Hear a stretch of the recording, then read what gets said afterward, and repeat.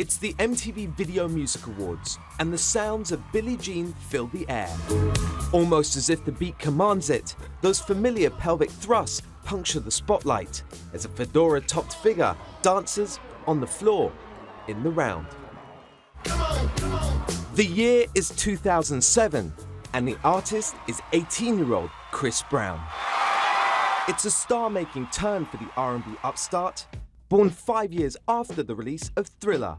9 songs, 42 minutes and 19 seconds worth of music that would immeasurably eclipse every recording that came before it and all that have come since.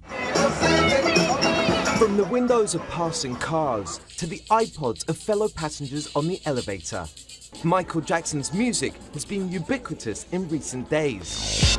But even before last week's shocking news, that music and just about everything else Michael Jackson did was influencing a new generation of artists, many of whom, like Chris Brown, grew up long after the gloved one first glided into the stratosphere in a pair of patent leather shoes. Just last fall, the airwaves and the clubs were dancing again to a lyrical refrain first heard on the opening track to the album Thriller in the song Wanna Be Starting Something. This time interpreted by Rihanna. At Sunday's BET Awards, Beyoncé cited Michael Jackson as a major influence. I have to thank Michael for being my teacher, my hero. A sentiment echoed in the words of soul-fueled singer-songwriter Ne-Yo. Off the Wall is the album that I learned how to sing on. So sure enough, Michael Jackson is half the reason that I even sing. Two of the biggest pop stars of the past decade seem to have used Michael Jackson's career as a blueprint for their own. She likes it my way.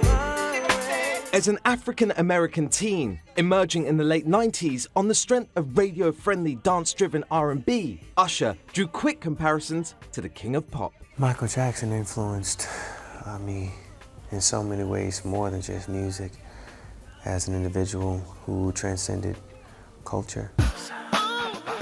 I did study his moves, studied down to a T. And so too did JT, Justin Timberlake, who, like Mike, outgrew the boy band he fronted, only to embark on a wildly successful solo career, which he kick-started with a music video, undeniably indebted to some of Jackson's 80s era classics, from the costuming to the choreography. No one presented a song on stage like Michael to create the things that he created with his music. I mean, it's really untouchable.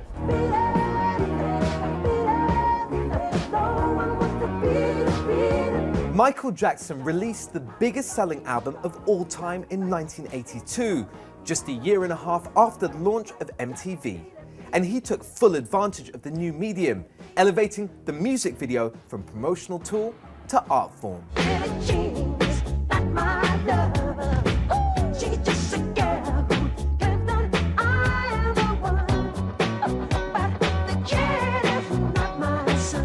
The outfits, the moves, the spectacle. Images like these were instantly iconic and indelible, as Jabberwockies, the season 1 winners of the hit MTV series America's Best Dance Crew, can attest. He set a lot of trends, mannerisms, how he got down. He was very charismatic in the way that he moved and how he entertained. Michael's own sister Janet, Madonna, Britney, Christina. Over the years, they've all strutted their stuff, flanked by a posse of synchronized dancers. But Michael did it first. There was Smooth Criminal, Bad, and Remember the Time. But the ultimate Michael Jackson video remains. For the song Thriller, Michael enlisted Hollywood director John Landis to helm not a video, but a short film, clocking in at 14 minutes, and thanks to those special effects, dangling an unprecedented $500,000 price tag, its premiere was as anticipated as any blockbuster movie opening. One of the biggest things we learned from Michael is not to be afraid of the scope. really, he thought larger than anybody else, I think, before him. That's the crazy thing. Like, you know, artists drop videos all the time. When Michael Jackson dropped a video, it was an event. Events that seemingly everyone tuned into, including kids who would eventually grow up to form their own rock bands. Bands like Fall Out Boy, who covered Beat It just last year.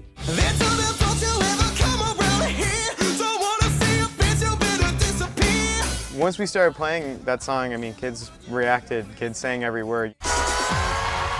David Cook would ultimately go on to win his American Idol crown after wowing viewers with a rock rendition of Billie Jean. I think the impact that Michael Jackson's had on me as an artist is the same impact he's really had on everybody as an artist. He blew pop music wide open, you know, and made it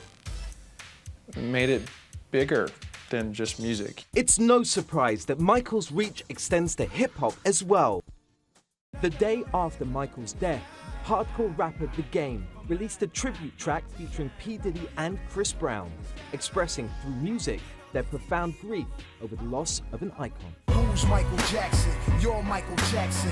I'm Michael Jackson. We all Michael Jackson. He touched so many lives, but I would really like to just speak for myself and say that he touched mine. And as long as I'm breathing, you know, his legacy is gonna live on through me. Michael Jackson just means that much to me.